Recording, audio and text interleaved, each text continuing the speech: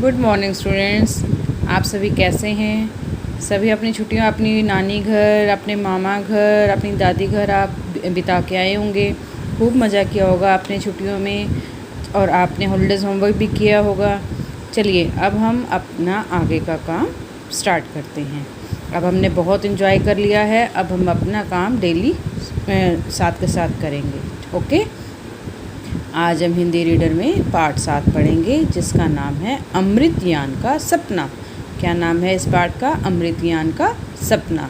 इस पार्ट में आपको क्या बताया गया है कि हर आदमी का कोई ना कोई एक सपना होता है और कुछ लोग ऐसे होते हैं कि उनके सपने सबसे अलग होते हैं और उनको वो पूरा करने का निश्चय करते हैं और अंत में उनके सपने पूरे भी हो जाते हैं। तो इस पार्ट में हमें क्या बताया गया है कि अमृतयान का एक नाम व्यक्ति था जिनका क्या सपना था कि देश के प्रति और गीत लिखना और उनको गांव-गांव में जाकर प्रसार करना, जिसके लिए उन्होंने अपना घर बार छोड़ दिया। उनका क्या था, उनको जो गांव में भी गीत गाए जाते थे वो भी उन्हें आसानी से बहुत जल्दी से याद हो जाते थे। तो इनका सपना था कि मैं अपने गीतों का प्रसार, देशभक्ति से भरे हुए गीतों का प्रसार दूर दूर गांव-गांव जाकर इनको फैलाऊं। इस काम को करने के लिए उन्होंने अपना घर बार छोड़ दिया। जबकि वो शादीशुदा थे, उन्होंने अपना सब कुछ छोड़ दिया और बिना बताए घर से चले गए। अब उन्होंने अपने लेख लिखने शुरू किए तो उनके जो लेख थे वो बड़ी बड़ी पत्रिकाओं में प्रकाशित होने शुरू हो गए। उनके जो देशभक्ति की भावना से मर्म स्पर्शी यानी हृदय को स्पर्श करने वाले, हृदय को छूने वाले जो गीत थे, उनसे गांधी जी भी बहुत प्रभावित हुए और गांधी जी ने भी उनको आशीर्वाद दिया और बोला कि आप तो महान व्यक्ति बनने वाले हो जिसका काम क्या है, देश की सेवा करना है। तो उन्होंने इस देशभक्ति से संबंधित बहुत से गीत लिखे। उनके गीत जो थे उन्होंने जनता में एक जागृति उत्पन्न कर दी। अब कुछ समय के पश्चात क्या हुआ, उनका मन हुआ कि मेरा परिवार मेरे लिए कितना बेचैन होगा कि मैं उनको बिना बताए हुए घर छोड़कर आ गया हूँ। तो उन्होंने अपना मन विचार बना लिया कि मैं घर वापस जाता हूँ। जब वे स्टेशन पर पहुँचे तो वहाँ उन्होंने देखा कि गांव में जो जाने वाली गाड़ी है उसको आने में समय लगेगा, लेकिन एक गाड़ी जो है वो देहरादून जाने वाली है। जहाँ देहरादून में कौन आए हुए थे? हरिहर काका। हरिहर काका कौन थे? वो एक स्वतंत्रता सेनानी थे जिन्होंने देश की स्वतंत्रता में बढ़ चढ़कर हिस्सा लिया था। तो वो अपनी गाड़ी वहाँ से स्टेशन से गाड़ी लेकर हरिहर काका के घर पहुँच गए। अब उन्हें भी पता था कि ये वही व्यक्ति हैं जो तरह तरह के देशभक्ति के गीत गाकर लोगों में जागृति उत्पन्न कर रहे हैं। तो जब उन्होंने उनको देखा तो देखा कि उनका जो अमृतयान का पैर थे वो बिल्कुल एड़ियाँ फटी हुई थी और उनमें बहुत ज़्यादा धूल मिट्टी लगी हुई थी। तो उन्होंने अपने बेटे को बोला कि ये जो व्यक्ति जिनका नाम अमृतयान है ये बहुत दूर से आए हैं, सबसे पहले इनके पैर धुलवाओ और फिर इनके लिए जुराबे लेकर आओ जिससे कि ये पहनेंगे और इनके पैर ठीक हो जाएंगे। अब जब उस व्यक्ति ने उन्हें अमृतयान के लिए जुराबे ला कर दी तो हरिहर काका उन्हें खुद पहनाने लगे। लेकिन जो अमृतयान बोले कि मैं इन्हें खुद भी तो पहन सकता हूँ। तो उन्होंने क्या उत्तर दिया कि आप बहुत बड़े व्यक्ति बनने वाले हैं जिनका कार्य क्या है, देश की सेवा करना। अब उन्होंने वापस आकर क्या किया, अपने घर जाने के लिए, अपने गांव जाने के लिए क्या पकड़ी? ट्रेन पकड़ी। पहले तो वो ये डरते रहे कि मैं घर जाऊंगा, मैं उनको बिना बताए आया हूँ तो मेरे घर वाले मेरे साथ कैसा व्यवहार करेंगे, अच्छा करेंगे, बुरा करेंगे, मेरे बारे में क्या सोचेंगे। लेकिन जब वो घर गए तो उनकी माँ ने दौड़कर उनको अपने गले से लगा लिया और क्या बोली कि तुम तो बहुत बड़े आदमी बन गए हो जिन्हें गांधी जी ने भी आशीर्वाद दिया है। जो उनकी पत्नी थी देवयानी, जब वे उनकी तरफ उन्होंने उनकी तरफ देखा तो उससे पूछा कि तुम्हें तो मेरे कारण बहुत कष्ट हुआ होगा। तो वो बोली कि नहीं, कष्ट तो जो हुआ है वो ठीक है, लेकिन मैं ये कहना चाहती हूँ कि मैं आपके साथ गांव-गांव जाकर गीत इकट्ठे करूँगी। जैसा काम आप कर रहे हैं वैसा काम मैं भी करना चाहती हूँ, मैं आपका साथ देना चाहती हूँ। अब अमृतयान क्या हुए थे, वो बहुत खुश हुए थे। क्या हो गए? खुश। उनका सपना जो सच होने वाला था अब ये अमृतयान कौन थे? वो कौन थे? यहाँ हमें पहले बताया गया था कि ये जो थे घुम्मू बाबा थे। घुम्मू बाबा की असली की कहानी थी जो वो बच्चों को, छोटे बच्चों को सुना रहे थे। ये कहानी किसकी थी? घुम्मू बाबा कौन थे? अमृतयान। वो अपनी और अपनी पत्नी देवयानी की कहानी बच्चों को सुना रहे थे। अब बच्चों को पता चल गया ये घुम्मू बाबा किसी और की नहीं कि अपनी ही कहानी सुना रहे थे। अमृतयान जो थे वो घुम्मू बाबा ही थे जिनका सपना सच हुआ। इसको पूरा करने में किसने साथ दिया उनका? उनकी पत्नी देवयानी ने। ठीक है, तो इस पाठ से हमने क्या सीखा कि जिस तरह अमृतयान ने गांव-गांव घूमकर अपने गीत को प्रसारित करके अपने सपने को पूरा किया, तो यदि कोई भी मनुष्य अपने मन में कुछ भी ठान लेता है कि हमने ये काम करना है, तो वो उसका अपना सपना होता है वह उसे पूरा कर ही लेता है। इसलिए हमें भी अपने जीवन का लक्ष्य, अपने जीवन का कोई ना कोई सपना हमेशा तय करना चाहिए और उसे पूरा भी करने का प्रयत्न करना चाहिए। चलिए अब हम इस लेसन को पढ़ते हैं। कुछ वर्ष पहले की बात है। घुम्मू बाबा हमेशा की तरह शाम को अपनी आराम करने वाली कुर्सी पर बैठे थे। आराम करने वाली कुर्सी होती है ना, जो आगे पीछे झूलती भी रहती है, तो उसमें क्या होता है कि आराम भी कर लेते हैं और उसमें हम थोड़ी देर के लिए सो भी सकते हैं। तो घुम्मू बाबा कुर्सी पर बैठे थे तथा नन्हे मुन्नों की भीड़ उन्हें घेरे हुई थी।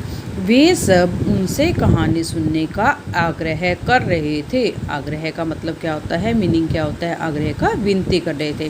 क्या कह रहे थे घुम्मू बाबा से कि आप हमें कोई कहानी सुनाइए। नन्हे चीनू ने अपनी तोतली आवाज़ में कहा, बाबा कहानी सुनाइए, बाबा कहानी सुनाइए न कहानी। यानी वो तोतली में बोल रहा था ना, तो क्या बोल रहा था? कहानी। कहानी को क्या बोल रहा था? कहानी। छोटे बच्चे तोतलापन में बोलते हैं ना, तो वो क्या बोल रहा था? कहानी। बाबा ने मुस्कुराते हुए कहानी शुरू की। मुस्कुराते मीन्स हंसते हुए। एक था अमृतयान। बचपन से ही उसे गांव में जाकर वहाँ के मजदूर किसानों के गीत सुनना अच्छा लगता था। 30 त्योहारों पर गाए जाने वाले गीत भी उसे शीघ्र याद हो जाते थे। शीघ्र मीन्स जल्दी याद हो जाते थे। अमृतयान स्कूल से छुट्टी होते ही दोस्तों के साथ खेलने तथा गपशप करने चला जाता। अमृतयान बड़ा हुआ तो माता पिता ने देवयानी से उसका विवाह कर दिया। पिता समझते अब तो कमाने धमाने की चिंता करो। पिता उसे क्या कहते थे? अमृतयान को क्या समझाते थे कि अब तो कमाने धमाने की चिंता करो। पर अमृतयान का सपना तो कुछ और ही था। उसे लगता था रास्ते उसे बुला रहे हैं। गांव के लोग ही नहीं, वहाँ के पशु पक्षी भी उसे आवाज़ दे रहे हैं। एक दिन अमृतयान बिना किसी को बताए घर से निकल पड़ा। पहले वह कश्मीर के भीमपुर गांव में पहुंचा। वहां उसका प्यारा दोस्त भुवन रहता था। क्या नाम था उनके दोस्त का? भुवन। भुवन रहता था। दोनों दूर दूर के गाँव में घूमे। अमृतयान की कॉपी में बहुत से नए गीत आ गए थे। वह अकेला ही दूर दूर तक गांव में पहुंच जाता, वहां के गीत सुनकर कॉपी में उतारता। कुछ दिनों बाद उसने उन गीतों पर लेख लिखे, फिर किताबें भी छापी। अब वह प्रसिद्ध हो गया था। प्रसिद्ध का मतलब क्या होता है? प्रसिद्ध का अर्थ क्या होता है? मशहूर हो गया था। कुछ समय बाद उसे अनोखे गीत मिले जिनमें देश की आज़ादी की आज़ादी की पुकार थी, यानी देशभक्ति से भरे हुए गीत लिखे। उसने उन पर लेख लिखे तो ढेरों पत्र आने लगे जिनमें अमृतयान की बड़ी प्रशंसा की गई थी। प्रशंसा मीन्स उसकी बढ़ाई, उसकी अच्छाई, उसका जो भी उसने काम किया था उसकी तारीफ़ की गई थी। उन्हीं में से एक छोटा सा पत्र महात्मा गांधी जी का भी था, जिसमें लिखा था कि उसका लेख मर्मस्पर्शी था। मर्मस्पर्शी मीन्स हृदय को स्पर्श करने वाला, हृदय को छूने वाला था। अमृतयान की खुशी का ठिकाना नहीं रहा, यानी अमृतयान को बहुत ज़्यादा खुशी हुई। एक दिन वह गंगा के किनारे बैठा था। अचानक लहरों में उसे देवयानी का चेहरा दिखाई दिया। अमृतयान का मन उदास हो गया। वह सोचने लगा, देवयानी को मैं अकेला ही छोड़ आया, पता नहीं वह कितनी दुखी होगी। इतने में उसे किसी के कदमों की आहट सुनाई दी। आहट मीन्स आवाज़। यह उसका प्यारा दोस्त जयंत था। पहले वाले दोस्त का नाम क्या था? भुवन। अब दूसरा दोस्त कौन सा है? जयंत। जयंत ने कहा, मित्र, इस बार मैं खुद नहीं आया, मुझे गांधी बाबा ने भेजा है। कांग्रेस का बहुत बड़ा सम्मेलन होने जा रहा है। सम्मेलन का मीनिंग क्या होता है? सभा, जिसमें बापू, जवाहरलाल नेहरू, सरदार पटेल जैसी महान हस्तियां सम्मिलित हो रही हैं। हस्तियां मीन्स महान लोग, सम्मिलित मीन्स शामिल। सम्मिलित मीन्स शामिल। कौन कौन शामिल हो रहे हैं जिसमें? बापू, जवाहरलाल नेहरू और जो सरदार पटेल हैं वो सभी शामिल हो रहे हैं। बापू ने तुम्हें भी वहाँ आमंत्रित किया है। आमंत्रित मीन्स आने का न्योता, यानी कि आने के लिए बुलावा भेजा है। तुमने गांव-गांव जाकर जो गीत एकत्रित किए हैं, एकत्रित मीन्स इकट्ठे किए हैं, उन्हें वहाँ सुनाना, उनके बारे में अपने विचार व्यक्त करना, यानी अपने विचारों को बताना। सम्मेलन में बापू अमृतयान से प्यार से मिले। सभा में सबने उनकी प्रशंसा की। प्रशंसा मीन्स तारीफ की।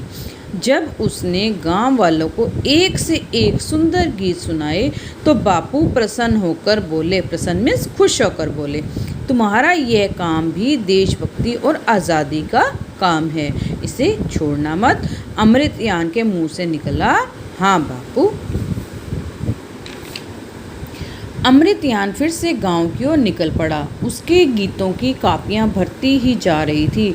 बड़े बड़े समाचार पत्रों और पत्रिकाओं में उसके लेख छपने लगे थे। इस प्रकार लोग उसे आदर देने लगे थे। आदर में सम्मान देने लगे थे। एक दिन देवयानी का उदास चेहरा उसकी आंखों के सामने आ गया। उसे लगा, देवयानी कह रही है, क्या कभी मेरे दुख के बारे में भी सोचा है?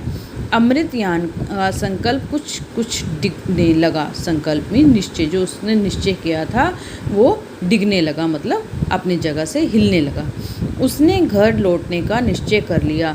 रेलवे स्टेशन पर पहुंचा तो पता चला थोड़ी देर में देहरादून जाने वाली गाड़ी आएगी। वह चाहता था कि देहरादून चला जाए, वहां से बदलकर गांव के लिए दूसरी गाड़ी ले ले।